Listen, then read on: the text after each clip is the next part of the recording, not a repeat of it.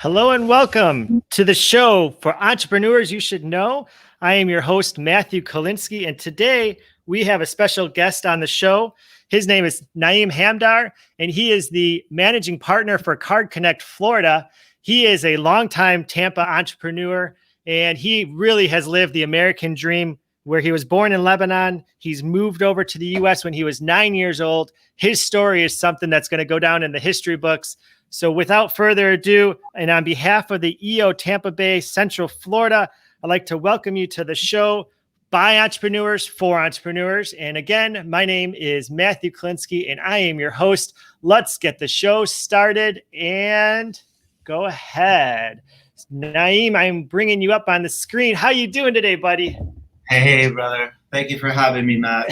It's really an honor to be on the show and be amongst the other entrepreneurs that you'll be interviewing.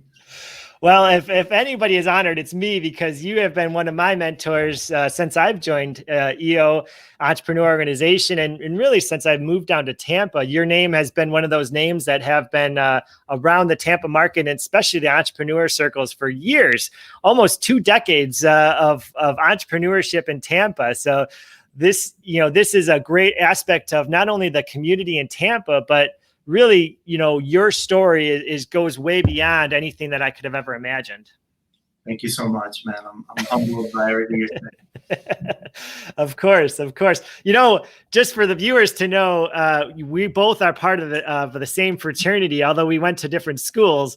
And it was one of those clicks when I first met Naim, and it was like, man, you're like, you got the same blood as me. And what's going on? And it wasn't until a few months we realized we were both part of SAEs in college. So shout out to SAE for anybody who's watching who is a brother from another mother from SAE standpoint. Anyway, we'd love to have everybody on our show, and we are live on Facebook and YouTube, as well as Periscope with Twitter, but this is going to be reposted.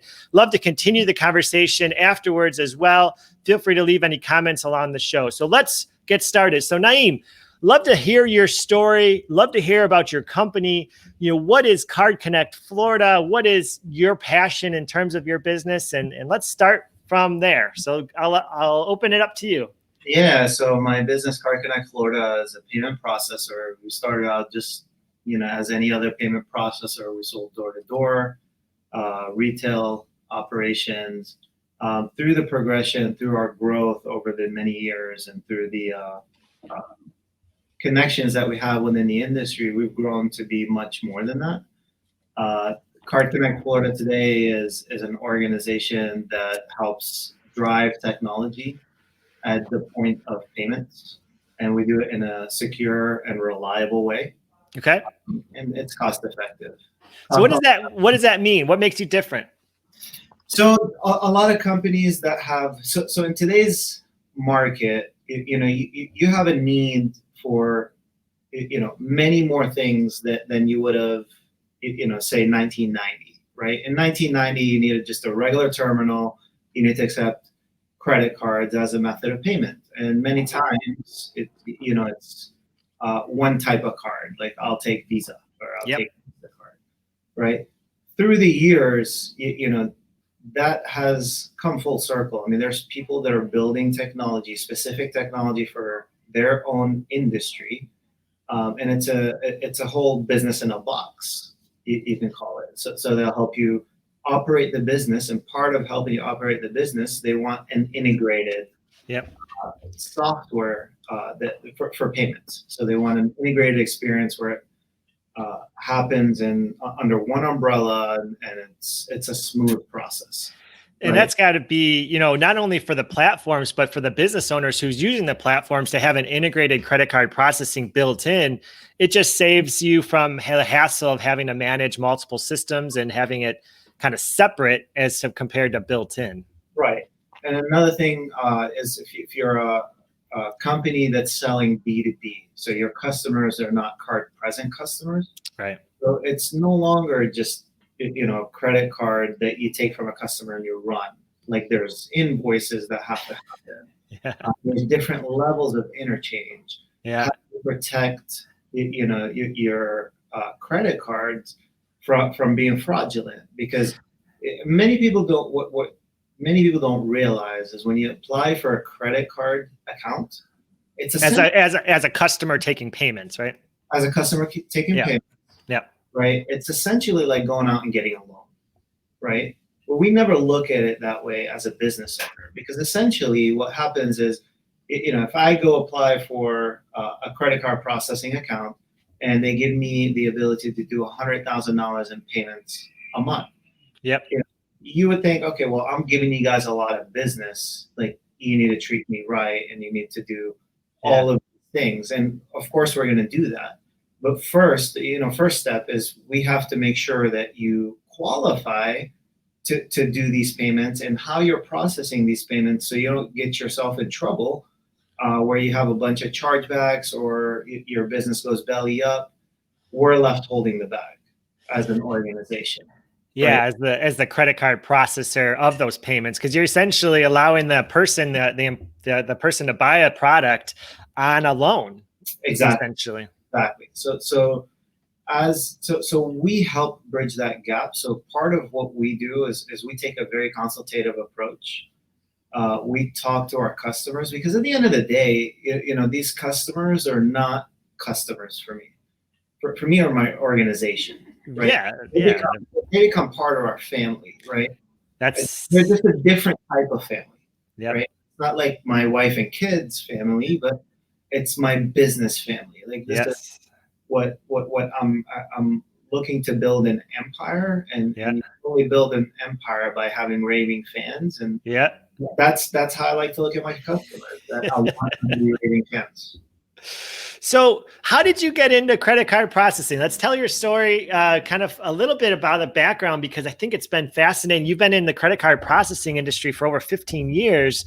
And it's really, I mean, you've seen so many evolutions, not only from security of the consumer, but also security of the customers that are selling the products. And so your story is unique in the fact that you've been in one industry for so long. It's very similar to the evolution of staffing over the past 15 years. From my experience, it's just been it's a totally different game changing environment than, it was 15 years ago.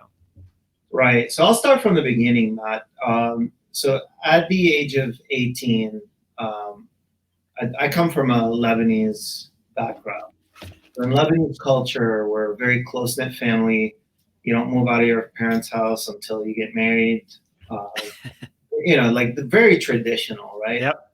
I think I was 17 going on 18, and it was my senior year of high school. And I sat my mom down. I said, "Listen, Mom, I'm moving out at 18. I want to figure this thing out on my own. I want to be in a position of power. I want. I don't want to rely on anybody." And my parents couldn't support me at the time. I mean, they had their own struggles as immigrants into a new country. Yeah. But yeah, so I kind of wanted to go out into the world, like put myself in the fire and figure my way out. So I did. I moved out at 18, and I remember I had a conversation with my uncle at the time. My uncle, he's very well to do. He came here early, got educated in the U.S., and continued his career. Today he's VP of a massive company, and he's doing very well for himself. But he told me, "Naim, like, I support you 100%. Just know that if you go out, there's no room for failure. There's no net to fall back on." Yeah, that for some reason stuck in my head, and I'm like, dude, there is no way I'm failing. Right? There's no way. I'll work 10 jobs if I have to. I'm not failing. So I moved out. I valeted cars. I had a job at Ruth Chris, and I had a job at Charlie's. Nice. And I also, on the weekends, I managed the Gold Center store in the University Mall by USF. Okay. So with all of these experiences, I also had time to play, and I was in a fraternity, and I was going to school, kind of.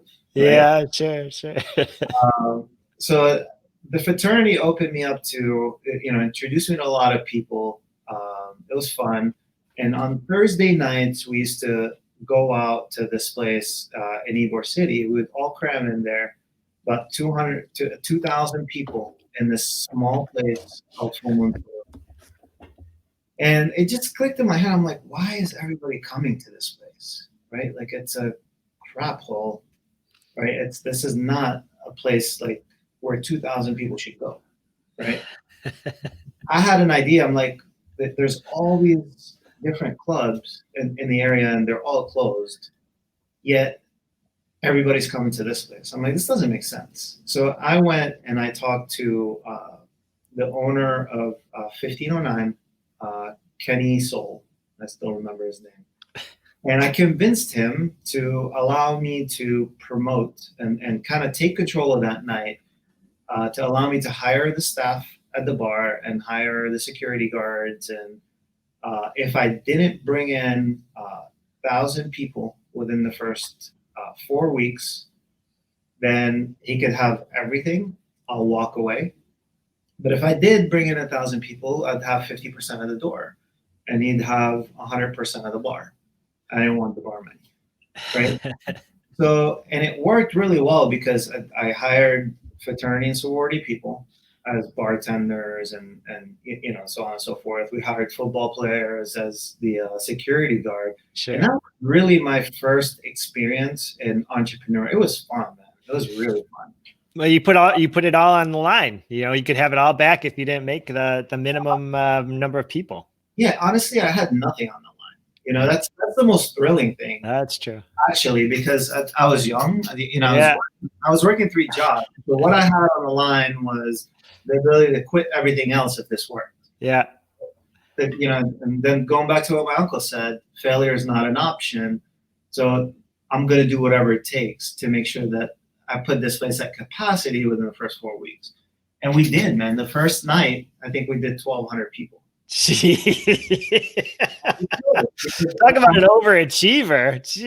Look, it was just a smart strategy. And I don't know if I had like the intelligence enough to figure out what I was doing, or it was just luck.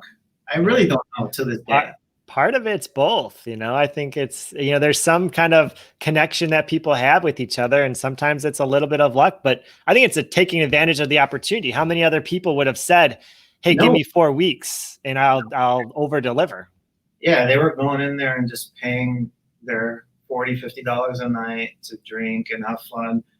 I wanted to turn it into a business. And, really, like, it's a lot of the work happened by the people that I hired, because when you have 20, 30 people working in a facility that are all pushing in the same direction, rowing in the job is easy.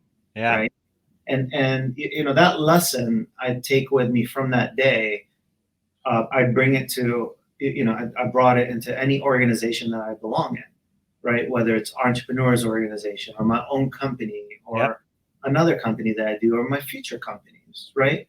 Like, everybody that's on the boat has to be aligned and as passionate as the entrepreneur. If they are, then there's no way you could fail, right? If they're not, then your job as an entrepreneur is to make sure that they are.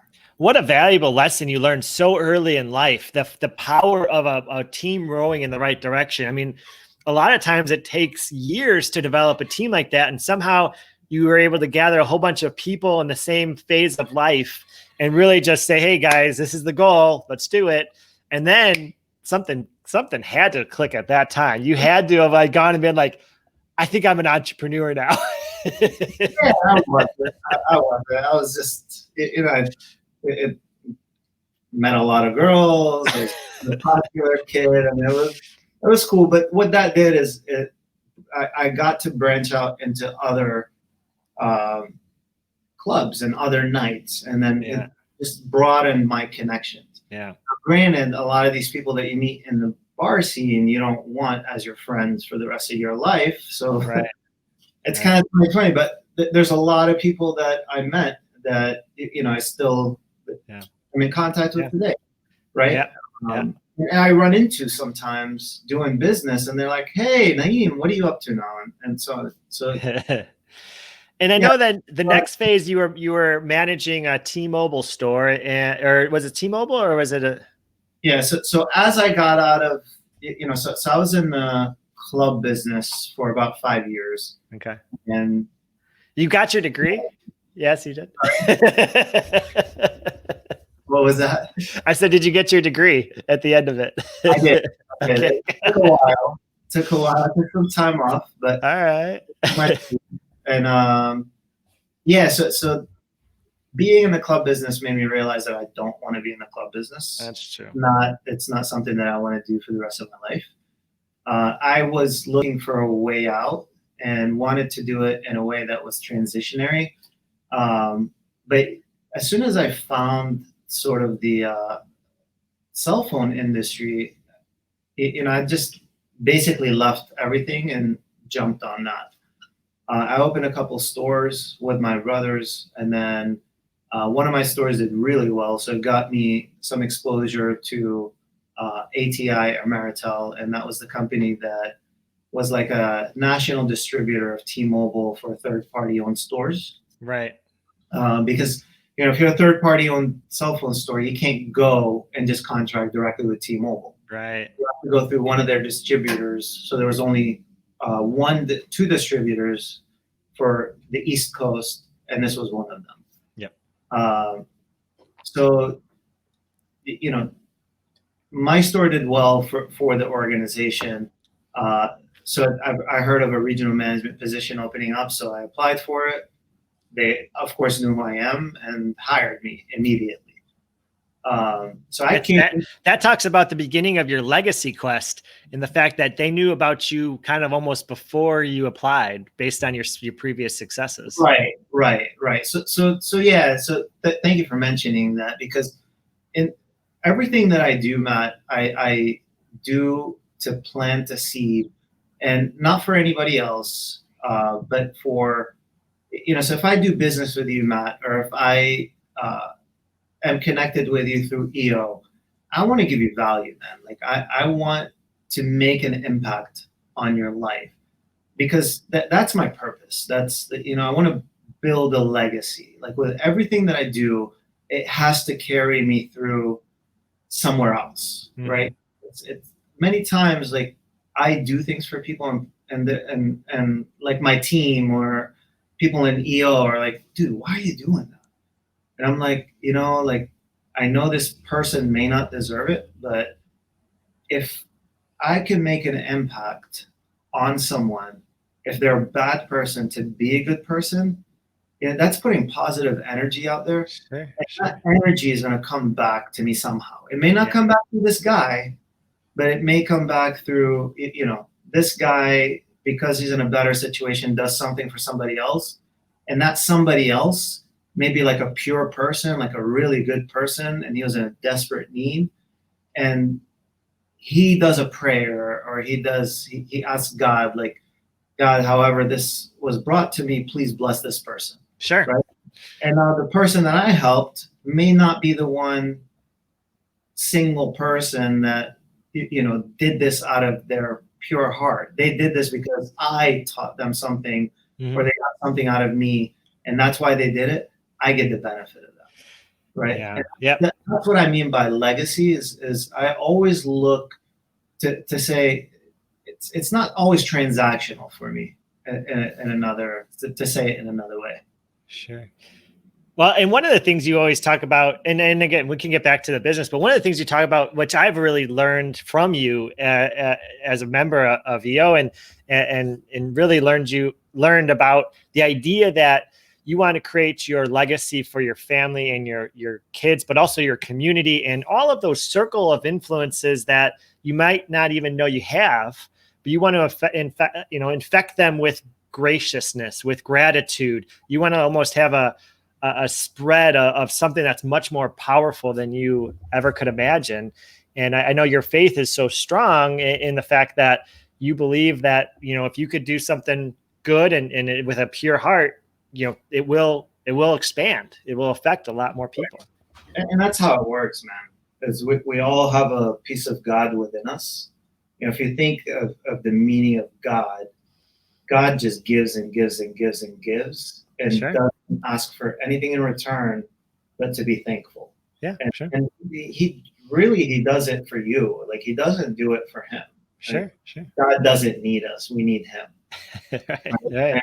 and we all have a piece of that within us. You know, God instilled us with this power within us. Yeah. And how far are we willing to dig to um, you To know, share, really, to share it. Yeah. well, to dig within ourselves to bring this out, to be able to share, right? Yeah. Because sometimes it's a personal thing. Like it's hard, man. It's hard not to think like, what is in it for me, right? Sometimes nothing. Sometimes nothing. There's nothing in it for you. Sometimes, I mean, and I think being around other entrepreneurs, I think our first tendency is to care for those in our business, care for our customers, care for everybody except us. In fact, I would challenge that most entrepreneurs probably listening to this, have been in that situation where they don't pay themselves. They're the last to get paid if there is any money left, but they go above and beyond for their business family, for their community, for their customers, for, again, being that really selfless in many ways. You have to be. You have to be. I mean, people, there's a misconception actually that entrepreneurs are all about themselves. Yeah. Or a true entrepreneur, not a entrepreneur, and an entrepreneur is all about others. I mean, they reap the benefit big time once they succeed, once they accomplish their mission. Yep. But the journey there is a long journey, and there's a lot of failure along the way. There's a lot of challenges along the way. But people only see the end. They don't see everything in between, and in between is what creates your ending, right? Yep. Well, it's kind of like, the 15 years it took you to be an overnight success, right? I mean, your business is a great business now, but the 15 years it took to get to where it's at today, I'm sure you have more than one story of heartache and and honestly, when people say I'm successful, I'm like, no, I'm not. Like, how am I successful? Like, I haven't achieved a drop of what I'm looking to achieve in the world, and I don't consider that success. And I think that's another sign of, being an entrepreneur, right? Like, we're never satisfied with that. Yeah, it's that thirst. Thirst not only for it's actually not much of a thirst for financial freedom. It's more of a thirst for personal satisfaction. You want to be happy with your product because it's yours. And if your product is never finished, it strives and pushes you to work harder. Right. And the financial freedom portion, that isn't even about you either, because you do that so that you could take care of the ones that you love. Sure. Yeah, exactly. Yeah. That's not even about you either. I spend way more on others than I spend on myself. I barely spend anything on myself. I think you might have bought me a meal or two along the way. I think that's good. But yeah, so Matt, to go back to your point, the way I got into the payment space, one of my friends, so I was looking to exit the cell phone business. I did the job thing. I was regional manager for 2 years and absolutely hated it. I doubled the market in under 2 years, and my pay was, slightly changed. Yeah. I wasn't going to be promoted anytime soon because, the next step would be national manager, and there's only 4 people around the nation doing that. And, they were still young and new with the company. Well, new enough. I wasn't going to go anywhere. One of my friends was in the payment space, and he was telling me about the payments business. I got really interested in it because I learned about residual, and that goes to legacy as well, right? Yep. What am I leaving behind for those who I care about? And that really got me attracted to the business. Unfortunately, though, the person I got into business with wasn't a very honest guy, and we stopped doing business together 6 months into it. But I love the business, and I decided to get into it. And he actually, he hurt me a lot. And the one differentiator, and this goes back to religion and being thankful and just being appreciative of whatever comes to you. When I launched my business, I started doing this morning prayer, and it goes along with the morning routine, right? This prayer is, 30 minutes before the morning prayer, and the morning prayer is at dawn, right? Okay. So like right now, morning prayer is at 5:50. Okay. This prayer, the best time to do it is, about 30 minutes before that. Okay. So I get up at 5:20, do my prayer, and so on and so forth. I did that as I was launching my business because somebody told me about it, and it brings luck and it brings this and that and so on and so forth. In this prayer, you do forgiveness for 40 people, and you ask, for God to grant 40 people good fortune and so on and so forth. Mm-hmm. So you ask for things for them.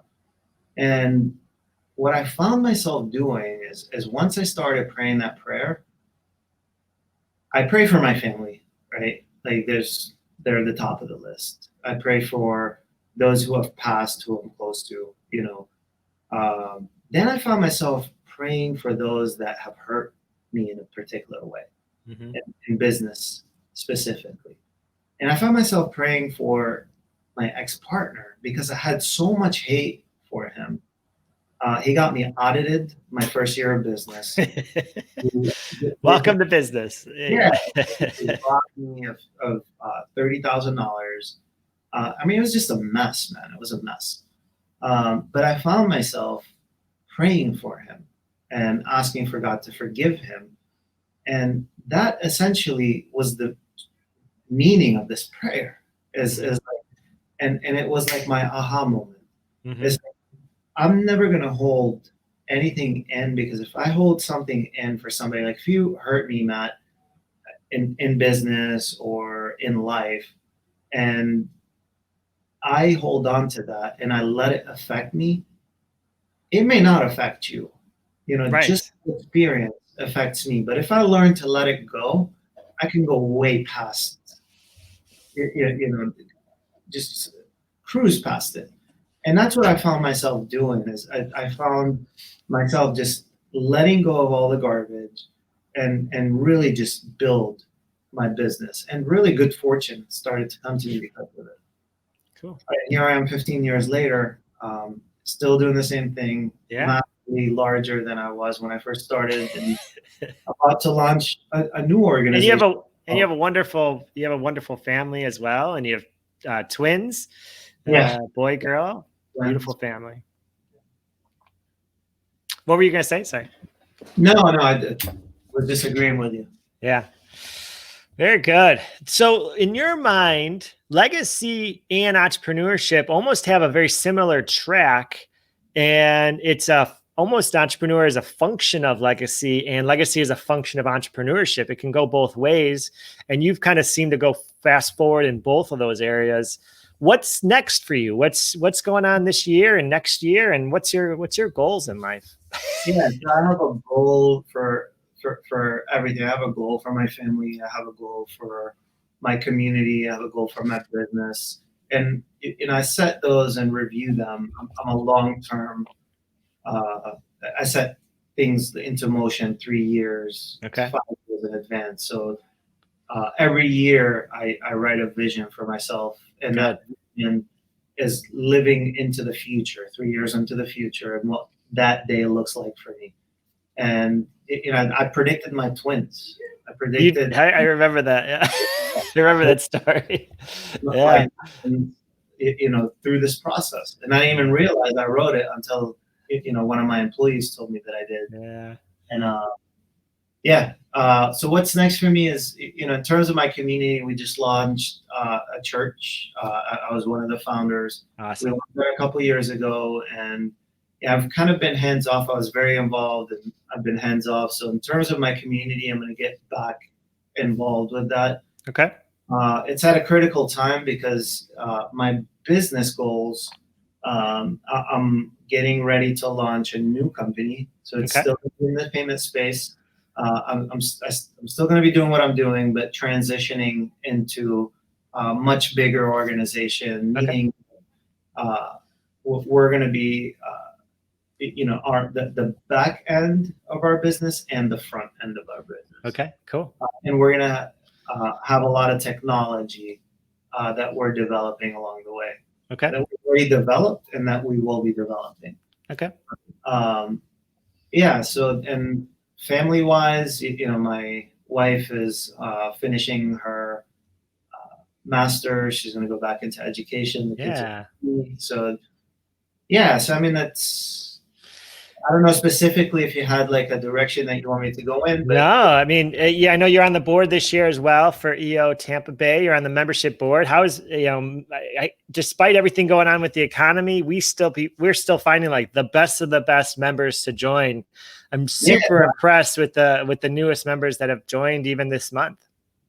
yeah. So yeah, like you said, I've been on the board of Entrepreneurs Organization for a while. The one thing that attracted me to the Entrepreneurs Organization, that's part of my business community. The one thing that attracted me about the Entrepreneurs Organization is, the people that you're surrounded with make a huge difference on who you are as an individual. So what I mean by that is, you tell me who your 5 friends are, and I'll tell you what you're going to be like, if not now, in the future, Yep. right? And Tony Robbins Yep. taught me that proximity. So I had done many different business organizations that, were more of like a lead generation type of organization. Mhm. But it wasn't until I got introduced to EO that I realized what EO is. And, the ecosystem that we've created here in the Tampa Bay area is just very, very driven individuals that are part of our chapter. Before I would share, my goals with just regular people, and they're like, dude, are you sure? Like, you have to dedicate your life I've been there, done that. goal. And I'm like, dude, but this is not like much. Like, I'm compromising with Yeah. these people. I'm not even really telling them what I actually want to accomplish. Yep. And they're already shutting it down. It's like, I don't want to be surrounded with those kinds of people. I want to be surrounded with people that lift me up, Yep. that help me achieve more. Like, if I come and share with you my goal, and you're telling me, hey, like, let's be more realistic, you're not Yeah. for me. Get out of here. I don't want to deal with you. Yeah, I mean, we'll be accountable, right? And Yeah. let's identify if this should be my goal. Yeah. You won't just shut my idea because you think the goal is too large, right? Like, I want you to build me up. Like, okay, how can we help you accomplish this goal? Yeah. And that's what the Entrepreneurs Organization is all about. I agree. It's phenomenal organization for those who are not in it. I highly recommend it. And because of that, I dedicated myself to EO with serving on the board as strategic alliance partner chair, then president, Yeah. Membership chair, which is what I do now. It's time consuming, and I don't have the time, but I love these people that I meet. So Yeah, I'm a big proponent of relationships that build you up, but also sharing experiences with people within your passion. And both of us, I know, we're passionate about entrepreneurship in general, but having around, that personal forum experience mixed with those bigger events. I mean, no matter how much time it takes, I get more energy out of it than I spend on it. Right, Period. exactly. And that's the point, is the organization that you belong in. If you're going to spend time in an organization, make sure it's time well spent. Yes. Right. Like, don't just go do a bunch of organization expecting to meet a bunch of people that lead to nowhere. Right. Dedicate yourself to 1 or 2 organizations and grow within that organization, and help that organization grow, because it'll come back to you. Yep. Right. And that's what I've decided to do. Cool. Well, this has been a great conversation. I'm just going to pull up your website to show everybody your cardconnectflorida.com. And let me just share it for everybody who wants to. Any last words on there it is, cardconnectflorida.com. Explore our platform. Great website. I think there's also a great picture of you I found on here somewhere. But yeah, this is, if you want to learn more about Card Connect Florida, I'm sure, how can people connect with you, Naim? I mean, email is the best way. I'll share my email with CEO. Is there a contact us on the website as well? Contact us. You can contact me through the site. Okay. So cardconnectflorida.com if you'd like to learn more about his services and overall, Naim, thank you very much for being a role model for me, a role model for the community. Your ideas of legacy has just been really revolutionized for me overall. And I'm really excited about where we're heading as a chapter, but also as a community. I think Tampa is one of those communities that's just starting to get some movement, and we're just starting to see where we can potentially go. And with enough entrepreneurs around, I think we're going to be a really big, awesome, powerful city in a couple of years. Yeah, I'm really excited for that, man. So cool. I am completely agreement with you. Cool. Well, Naim, thank you again. I appreciate your time. This has been Entrepreneur You Should Know, and this is Naim Hamdar with Card Connect Florida. And again, my name is Matthew Klinsky, and I'm the host. And feel free to reach out to us at eotampabay.com for more information. Right. See you later, Naim.